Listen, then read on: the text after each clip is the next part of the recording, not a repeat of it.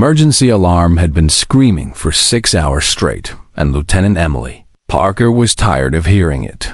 She stood at the bridge of the rescue ship called Morning Star and watched the dark emptiness of space through the main window. Her crew of 12 waited behind her, and nobody spoke because there was nothing to say. They had been chasing a distress signal across 3 star systems, and now they had finally found its source.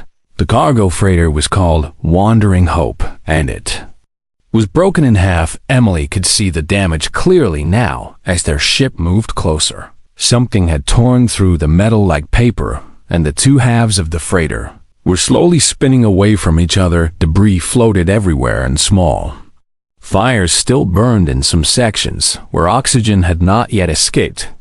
Captain David Mitchell stood beside her with his arms crossed over his chest. He was a big man with gray hair and deep lines on his face from 30 years of space rescue work. He had seen many wrecked ships in his career, but even he looked troubled by this one. There was a military-grade weapon, he said quietly. Someone attacked them on purpose. Emily nodded, but did not respond. She was already pulling up the ship registry. On her screen, the Wandering Hope was registered to the Villani Collective, which meant the passengers were most likely Villani. She had never met one in person, but she knew the basics from her training: small beings with blue skin and large silver eyes, peaceful traders who rarely traveled this far from their home systems. Any life signs? She asked. Technical Officer James Cooper checked his instruments and frowned. His fingers moved quickly across the controls, and then he looked up with surprise in his eyes. 18, he said. 18 life signs in the forward cargo hold. Emily felt her heart jump. Survivors. That changed everything. She turned to the captain, and he was already nodding. Take a team, he said, but be careful. We don't know what happened. Here Emily grabbed her helmet and headed for the airlock. 3 other crew members followed her, including Medical Officer Rachel Torres, who carried an emergency kit on her back.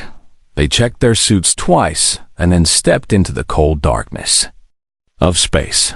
The trip to the wrecked freighter took only minutes, but it felt like hours. Emily led the way with her flashlight cutting through the black. Her boots touched the torn metal of the hull, and she pulled herself inside through a hole that still had sharp edges. The smell hit her first, even through her suit filters, smoke, and something else. Something sweet and wrong that she did not want to think about too carefully. They moved through the corridors slowly, and Emily tried not to look at the bodies.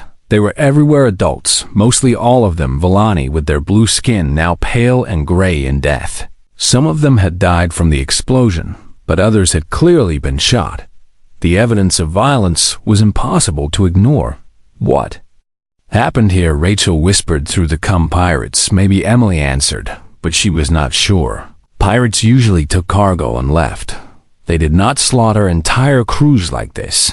The cargo hold was at the end of a long hallway, and the door was sealed shut. Emily could see light coming from underneath it, which meant someone inside had power. She knocked on the metal 3 times and waited. Nothing happened. She knocked again, and this time she spoke loudly through her external speaker. We are from Earth Rescue Corps. She said, we are here to help. Please open the door. Silence stretched for a long moment, and Emily was about to try cutting through the door when she heard a sound. A small clicking noise followed by the hiss of pressure. Equalizing, the door slid open. Emily had prepared herself for many things.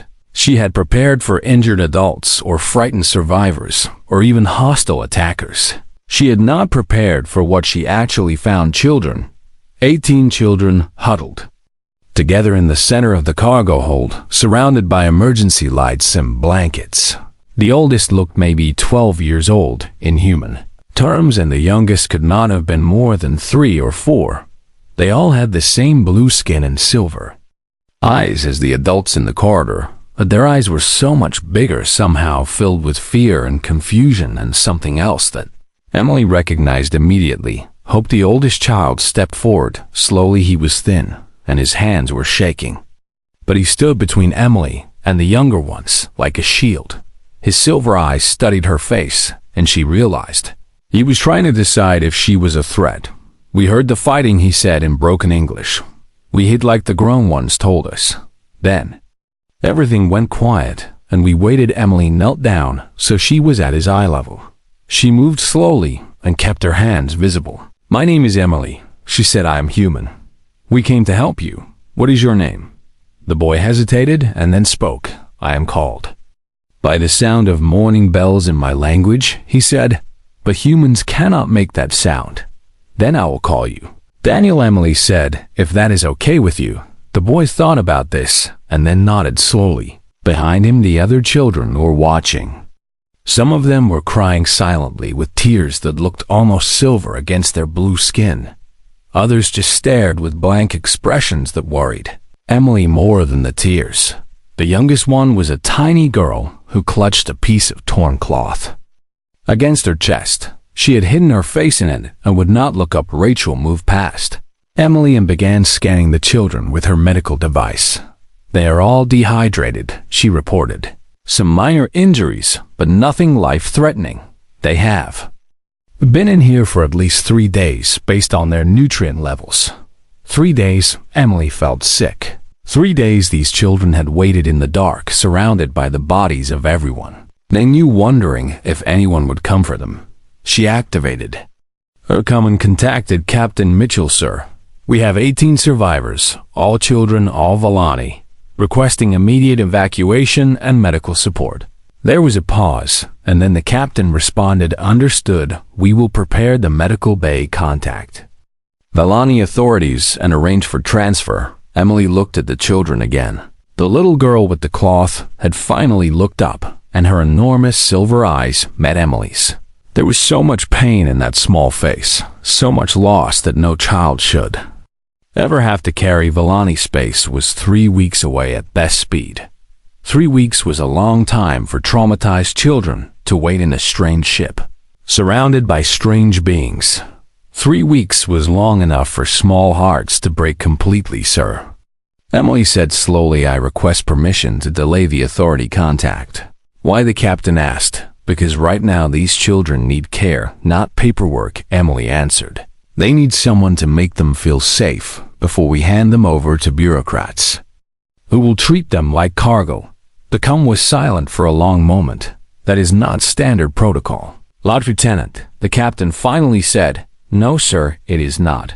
Emily agreed, but nothing about this situation is standard. Another pause. Then the captain sighed. Do what you think is right, Parker. I will handle the paperwork. Emily closed the comm and turned back to the children. They were all watching her now with those big silver eyes that seemed to glow in the dim light of the cargo hold. Okay, Emily said. Gently, we are going to take you somewhere warm and safe.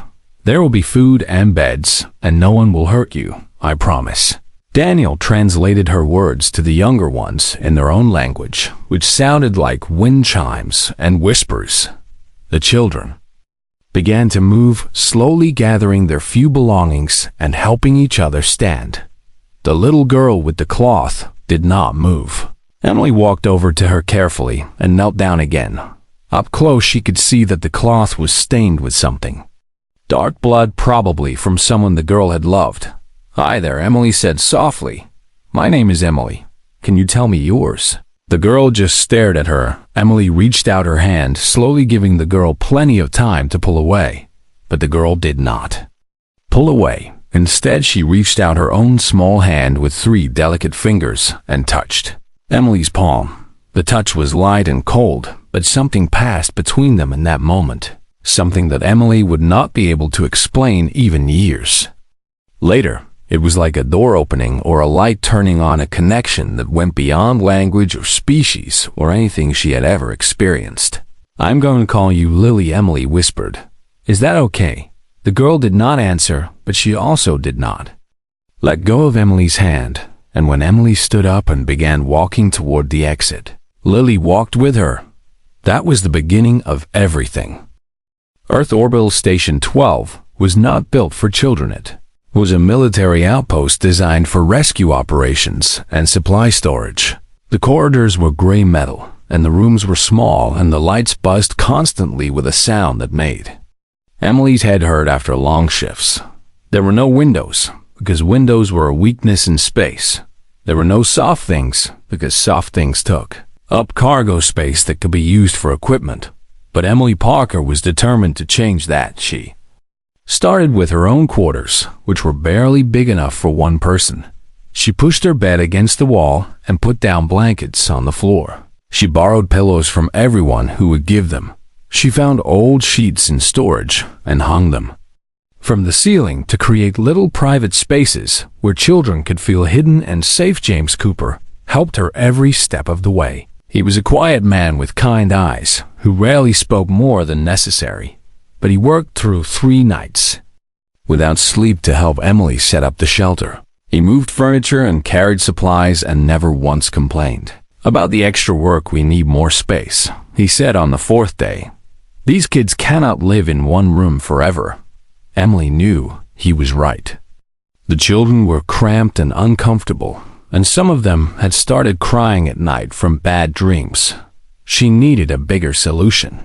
She went to Captain Mitchell with a request. 3 storage bays next to her quarters were filled with old equipment that nobody used anymore. She asked permission to clear them out and convert them into living space for the children. The captain looked at her for a long time without speaking. His face was hard to read, but Emily thought she saw something soft behind his eyes, something that might have been respect or maybe just exhaustion.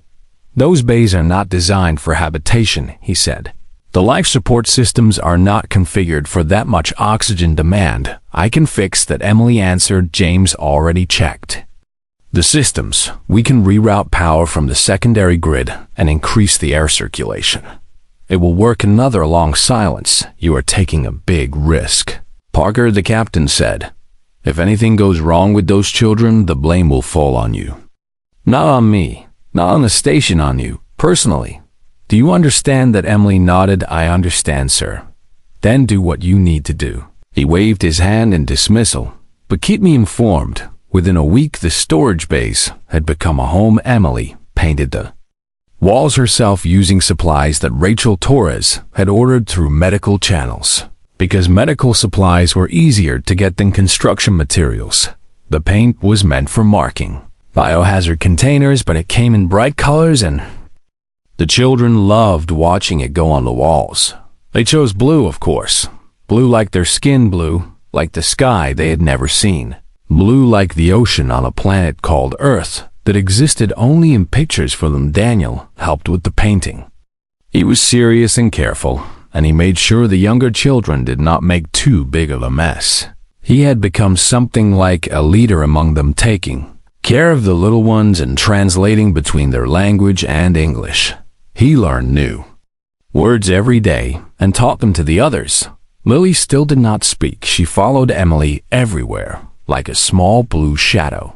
She held onto Emily's hand when they walked through the corridors. She sat beside Emily during meals and watched her eat with those enormous silver eyes, but she never made a sound, not even when she cried, which she did often in those early days. Rachel was worried about her. The doctor ran tests and scans and found nothing physically wrong. The girl was healthy in body, but something inside her had gone quiet. Something had broken during those 3 days in the cargo hold, and Rachel did not know how to fix it. Maybe she just needs time. Emily said maybe. Rachel agreed, but she did not sound convinced. The breakthrough came by accident. Emily was sorting food packets one evening while the children slept. She was tired, and her mind was wandering, and without thinking about it, she started to hum. It was an old song that her grandmother used to sing when Emily was small, a lullaby about stars and dreams and the quiet peace of night. She did not notice that she had an audience until she turned around. All 18 children were sitting up in their beds, watching her with wide eyes in the dim light of the sleeping area. Their silver eyes seemed to glow like tiny moons. They were completely still, completely silent, completely focused on the sound coming from her mouth. Emily stopped humming, and the children made a noise of disappointment, a soft collective sigh that seemed to come from all of them. At once Daniel spoke first. "What was that?" Emily blinked. That was just a song I was humming. Do you not have songs where you come from? Daniel shook his head slowly. We do not make sounds like that. We talk with colors. And smells, not with whatever that was. He struggled to find the words. It was like your voice was dancing, Emily. I'd never thought about it that way. Before, humans made music so naturally that she had never considered what it might be like for a species that did not. She sat down on the floor, and the children gathered around her, forming a circle with her at the center. Would you like me to sing more? She asked. 18 heads nodded at once. So Emily sang. She sang every lullaby she could remember. From her childhood, she sang folk songs and pop songs and even a few hymns from the church her mother used to take her to.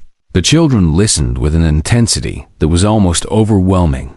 Their eyes never left her face, and some of them reached out to touch her throat, as if they could feel the vibrations of her voice. When she finally stopped, her voice was hoarse, and her eyes were wet with tears she had not noticed falling. The smallest sound broke the silence. Lily was humming. It was not a perfect sound, more like a wavering whistle than actual music, but it was unmistakably an attempt to copy what Emily had done. The little girl who had not spoken a single word in 2 weeks was humming. Emily felt her heart crack open. She pulled Lily into her arms and held her tight. The girl was so small and so fragile, and she fit against Emily's chest like she had always belonged there. The humming continued, soft and uncertain, but growing stronger with each moment. The other children started trying too. Soon the room was filled with strange, beautiful sounds as 18 alien children attempted to make music for the first time in their lives. Some of them laughed at their own mistakes. Others concentrated so hard that their blue faces turned almost purple. But they all kept trying. Daniel was the first to successfully copy an entire melody. He sang, "Twinkle, twinkle, little star," with an accent that made some of the words sound like they came from another planet, because of course they did. From that night on, music became part of their daily routine. Emily taught them songs in the morning and sang them to sleep at night. She made up games where they had to match melodies and rhymes. She discovered that Villani children learned incredibly fast once they understood what they were trying to learn. Within a month, all 18 of them could sing at least 10 Earth songs by heart. The station crew noticed the change. People who had avoided the alien children before now stopped to listen when they heard singing from the shelter. Tough military officers who had spent decades in space found themselves humming along without realizing it. The whole atmosphere of Station 12 shifted from cold efficiency to something warmer, something more alive. James brought a small keyboard that he had ordered from a supply ship.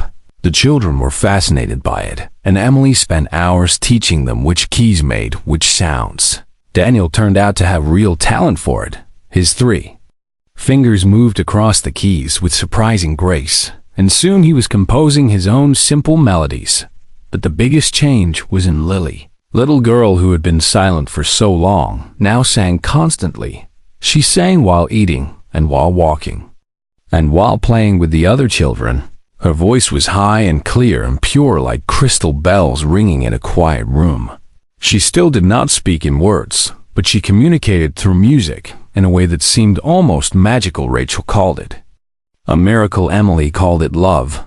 The same thing, really, Rachel said with a smile. News of the singing alien children spread through the station and then beyond. Someone mentioned it in a message home. Someone else posted about it on a social network. Soon people across Earth were asking about the human woman who was teaching music to orphaned aliens. Emily did not pay attention to any of it. She was too busy being a mother, because that was what she had become without planning it or expecting. Yet she had become a mother to 18 children who were not her species, who did not share her blood, who had come from the other side of the galaxy. But they were hers now, and she was theirs, and nothing in the universe could change that. She just did not know yet how much the universe was about to try. Technical Officer Michael Brown was not trying to cause trouble. He was simply doing his job, which included maintaining the station's internal communication network. Part of that job was recording small videos for the morale channel, which was a system that let crew members share happy moments with each other. It helped people feel connected during long tours in the cold emptiness of space. So, when he walked past the shelter one afternoon and heard singing, he did what he always did. He pulled out his recorder and captured the moment. The video was only 3 minutes long. It showed Emily sitting on the floor surrounded by children. She was teaching them an old Earth folk song about a farmer and his animals. The older children helped the younger ones with the hand motions, and everyone was laughing when someone got the words wrong. Lily sat in Emily's lap with her small blue face pressed against Emily's chest and her silver eyes closed in contentment. Michael watched the video later and thought it was sweet. He uploaded it to the morale channel and forgot about it. Someone on the station shared it with their family back on Earth. That family shared it with their friends. Those friends shared it with their networks, and within 24 hours the video had escaped into the wider galactic communication web. It spread like fire. 2 billion views in the first week, 5 billion by the end of the month. Species that had never heard of humans watched the video and wondered what kind of beings could make sounds like that. Species that had never heard of Vellani watched the video and felt their hearts break for the orphan children. Species from every corner of the known galaxy watched the video and saw something they had never seen before. They saw love that crossed the boundaries of biology. Emily found out about the video when she woke up one morning to discover 37 message requests waiting for her. They came from news organizations and governments and private citizens, and everyone wanted to know the same thing. Who was the human woman singing to the alien children? She ignored all of them. But ignoring the messages did not make them stop. In fact, they got worse. Every day brought more requests, more demands, more attention. The station communication officer eventually had to create a special filter just to handle the incoming traffic. Captain Mitchell called Emily to his office. "We have a situation," he said. Emily sat down across from his desk and waited. The captain looked tired in a way she had never seen before. His shoulders were slumped and there were dark circles under his eyes. "The Vellani government has made official contact," he continued. "They are demanding the immediate return of the children." Emily felt ice form in her stomach. She had known this moment would come eventually. The children were Vellani citizens after all. They belonged to the Vellani collective, not to a human woman on a military station. But knowing it would happen and actually facing it were two very different things. "What did you tell them?" she asked. "I told them we would cooperate fully with their requests," the captain said. "But Emily, there is more. The Galactic Council is getting involved. They want to hold hearings about how the children were handled. Some species are saying you overstepped your authority. Others are saying you should be celebrated as a hero. It's become a political mess." Emily closed her eyes and thought about Daniel, who had just learned to play his first complete song on the keyboard. She thought about Lily, who had started saying her first words just last week. Simple words like yes and no. And Emily. She thought about all 18 children who had finally started to heal after months of patient care. "They are not political symbols," she said quietly. "They are children." "I know," the captain replied. "But the galaxy does not see it that way. Right now you're either a saint or a villain depending on who is talking. There is no middle ground." News drones arrived at Station 12 3 days later. They were small flying cameras that broadcast everything they saw back to networks across the galaxy. The station crew tried to keep them away from the shelter, but the drones were persistent and clever. They found ways through ventilation shafts and maintenance tunnels, and soon images of Emily and the children were being broadcast live to billions of viewers. Emily hated every moment of it. She tried to maintain normal routines for the children, but it was impossible. Everywhere they went, cameras followed. Strangers shouted questions through the station walls. The children became scared and confused because they did not understand why everyone suddenly wanted to watch them. Daniel asked her one night why the flying things were following them. Emily did not know how to explain it. How could she tell a 12-year-old boy that his existence had become entertainment for the galaxy. How could she explain that some people cared more about arguing over him than actually helping him? She settled for a simple answer. People are curious about us, she said. They want to understand how human and Volani children can be a family. Daniel thought about this for a moment. Are we a family? He asked Emily. Pulled him into a hug. Yes, she said. We are. The situation reached a breaking point when the Volani ambassador arrived. Ambassador Kreth was an older Volani with pale blue skin that had faded almost to gray. Her silver eyes were sharp and cold, and she carried herself with the stiff formality of someone who had spent their whole life in politics.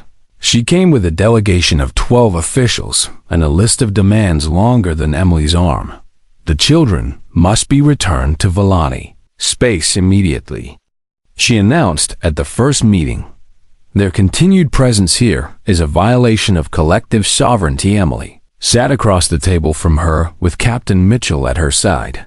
She had been ordered to remain calm and professional, but her hands were shaking under the table. With respect, Ambassador Emily said, these children have been through severe trauma.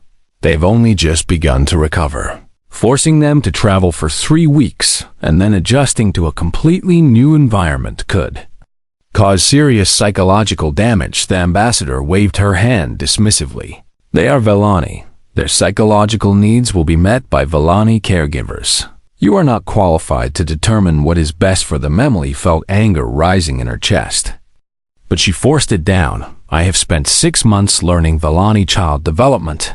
I have consulted with experts from 12 different species. I have documentation showing the progress each child has made under my care. I am more than qualified. The ambassador leaned forward and her eyes narrowed. You are a soldier, Lieutenant Parker. You are trained to fight and rescue, not to raise children. And certainly not to raise children of a species you barely understand. Something snapped inside Emily. She stood up from her chair and the room went silent. I understand that. Lily wakes up screaming 3 times a week because she still sees the bodies of her caretakers in her dreams. Emily said, her voice shaking. I understand that Daniel refuses to sleep in complete darkness because the dark reminds him of hiding in that cargo hold, waiting to die. I understand that 7 of these children still cannot eat solid food because their stress responses destroyed their appetite. I understand that every single one of them has learned to trust again because I stayed with them through every nightmare, every panic attack, every moment of grief. She pointed at the ambassador. Can you say the same? Can any of your official Volani caregivers say they will hold these children at 3 in the morning when they cannot stop crying? Can they say they will sing lullabies until the fear goes away? Can they say they will love these children not because it is their job, but because those children have become their whole world? The ambassador stared at her in shock. No one had ever spoken to her like this before. Emily sat back down and her heart was pounding so hard she could hear it in her ears. She had probably just destroyed her career. She had probably just made everything worse, but she could not bring herself to regret it. Captain Mitchell cleared his throat. I think we should take a break, he said. The ambassador stood up stiffly. This is not over, she said. Then she walked out with her delegation. Behind her, Emily put her head in her hands. What have I done? She whispered. The captain put a hand on her shoulder. The right thing, he said. Probably, but they both knew that doing the right thing did not mean winning, and the fight was just beginning. The Galactic Council chambers were designed to make visitors feel small. Emily stood on a floating platform in the center of a vast circular room. The walls stretched up so high she could not see the ceiling. Hundreds of platforms surrounded her, each one holding representatives from different species. Some were familiar, like the Volani delegation watching her with cold silver eyes. Others were strange beyond description.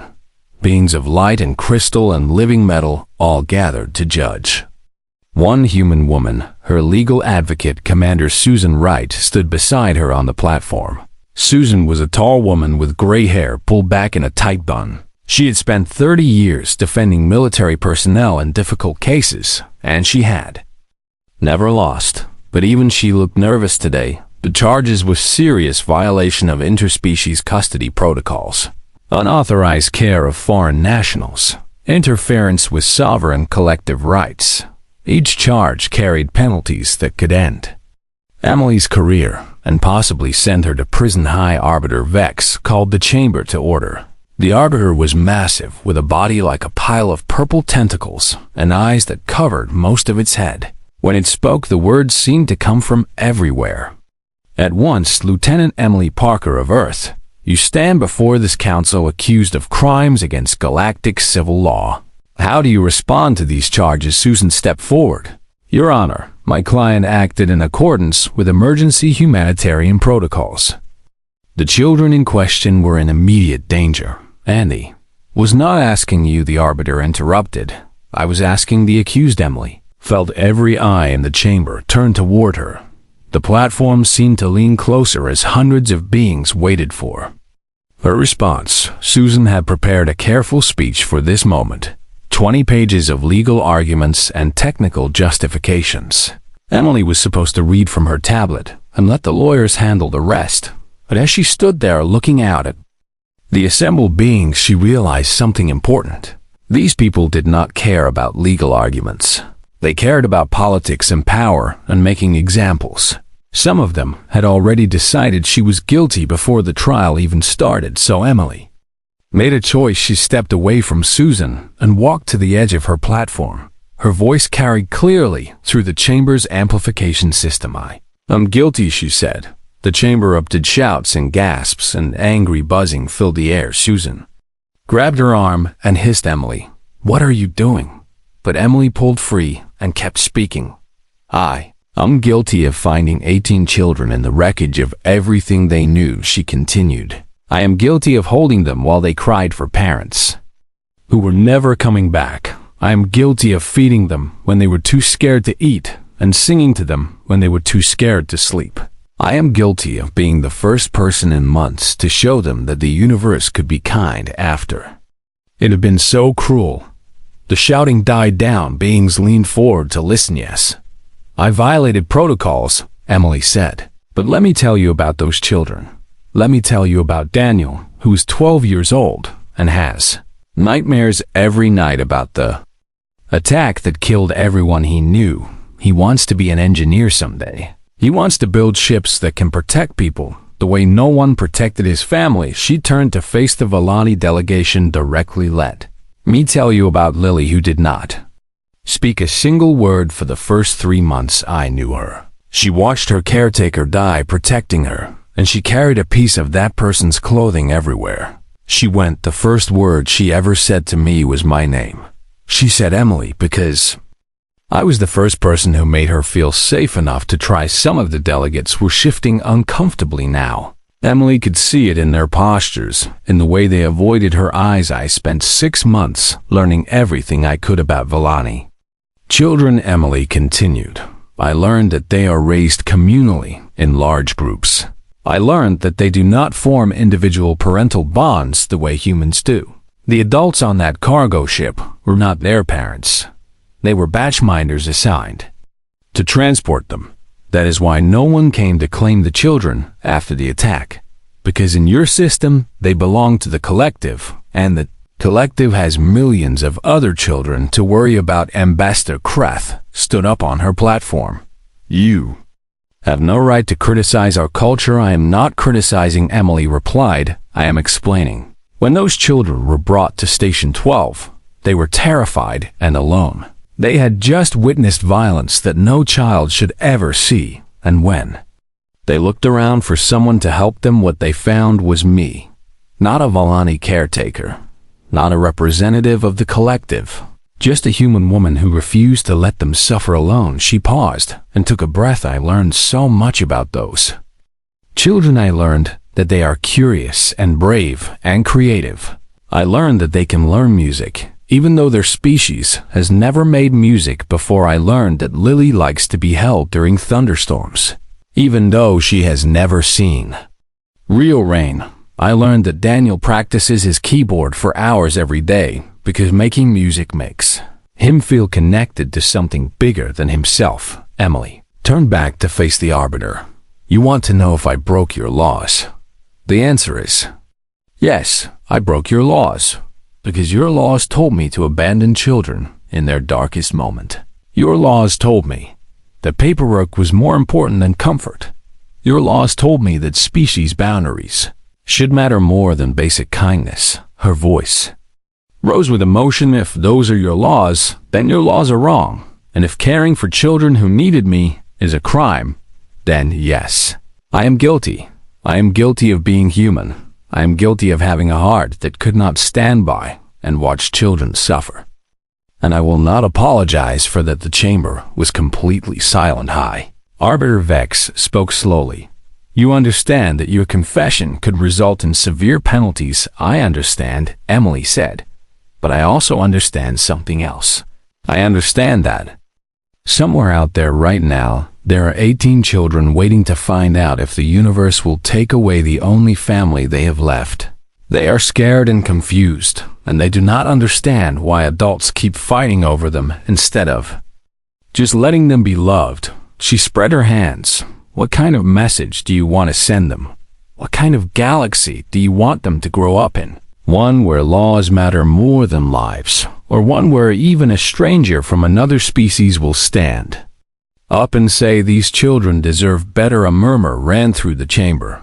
Emily could not tell if it was agreement or anger. The Belani ambassador stood again.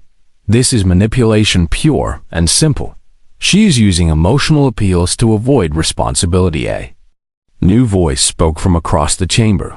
It was deep and resonant, and it came from a platform where a being made of golden light floated in the air. Perhaps Emily stepped forward so they could see her face. Perhaps, but consider this, ambassador. When this trial is over, and the cameras stop watching, and the politicians go home, who will remember the legal arguments? Who will remember the protocols and procedures? The golden being gestured toward Emily. They will remember her. They will remember the human who sang lullabies to orphans. They will remember the woman who stood before the highest court in the galaxy and said love matters more than law, and they will remember what we decided to do about it. High Arbiter Vex raised several tentacles. For silence, this council will take a brief recess to consider the testimony. When we return, we will hear from the children themselves. Emily felt her heart stop. What the Arbiter continued. It is standard procedure in custody cases to interview the subjects of the dispute.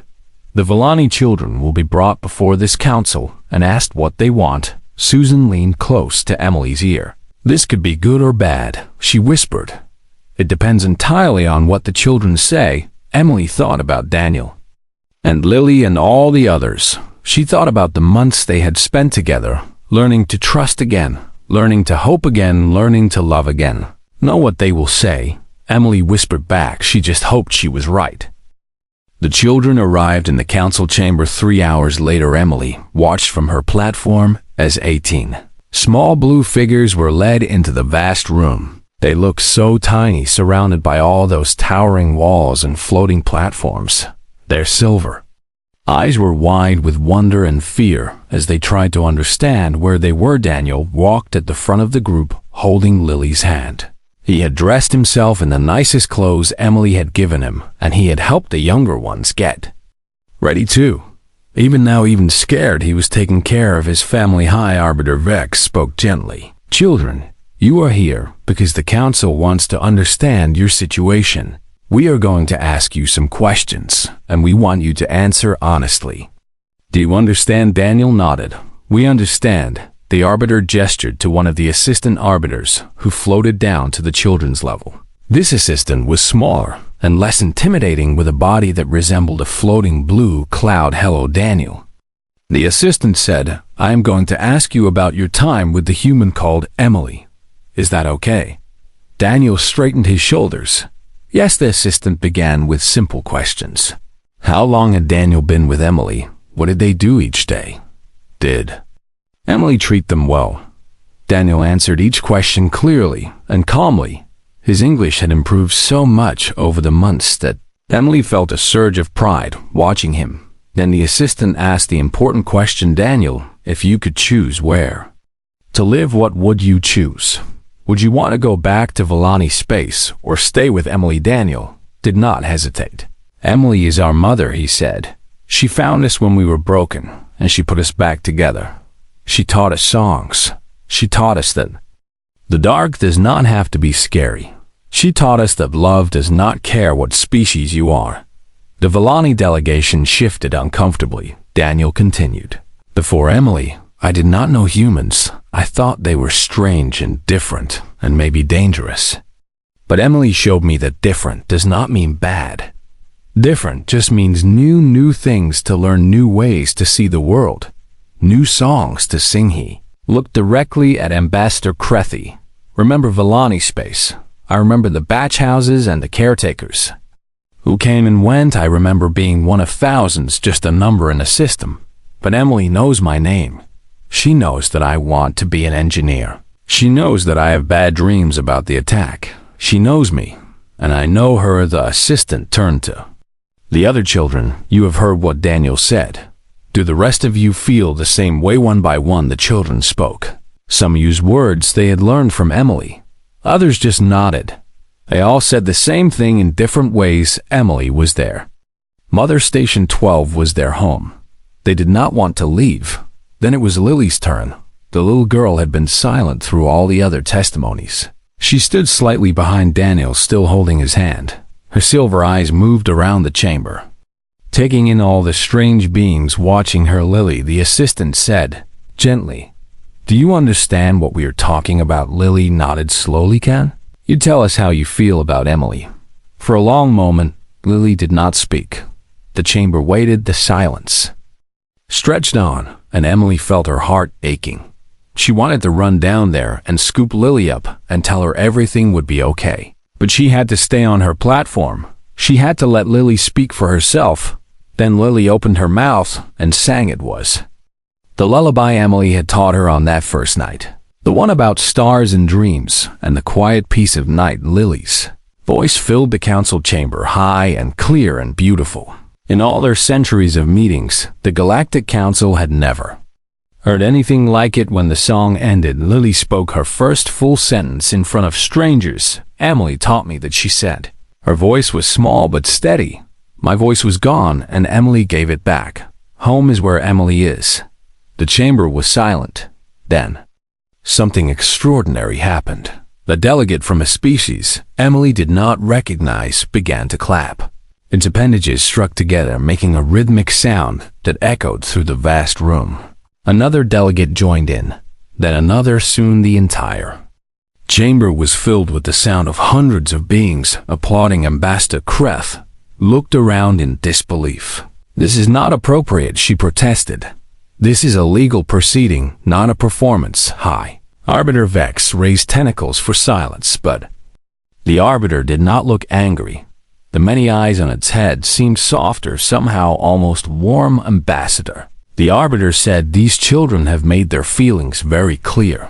Do you still wish to press your claim for custody?" The Ambassador hesitated. She looked at her delegation, then at the children, then at the chamber full of beings who were clearly moved by what they had witnessed. Her colors shifted rapidly through emotions that Emily could not read. "The collective has a right," she began. "Rights, the golden being interrupted, are not the same as responsibilities. You have a right to these children, Ambassador. But do you have the will to love them the way they clearly need to be loved?" Ambassador Kreth had no answer. The Arbiter spoke again. "This council will now deliberate. Please clear the chamber." What followed were the longest hours of Emily's life. She sat in a small waiting room with Susan and Captain Mitchell, who had traveled to the council to support her. She could not eat, could not sleep, could not think about anything except the children. Captain Mitchell sat beside her and put a hand on her shoulder. "Whatever happens," he said, "you did the right thing." Emily shook her head. "I just love them. That is all I ever did." "Sometimes the captain replied, "That is enough." The verdict came 3 days later. Emily stood on her platform again, but this time she was not alone. Daniel stood on one side of her, and Lily stood on the other. The rest of the children filled the platform behind them. A wall of blue faces and silver eyes, all watching the Arbiter. High Arbiter Vex spoke slowly and clearly. This council has reviewed all testimony and evidence. We have considered the legal arguments, the cultural factors, and most importantly, the well-being of the children involved. Our verdict is as follows. Emily held her breath. Villani Collective has withdrawn its custody claim based on recommendations from their own child welfare experts who reviewed the evidence. The children will not be forced to return to Villani space. A wave of relief washed over Emily, but the Arbiter was not finished.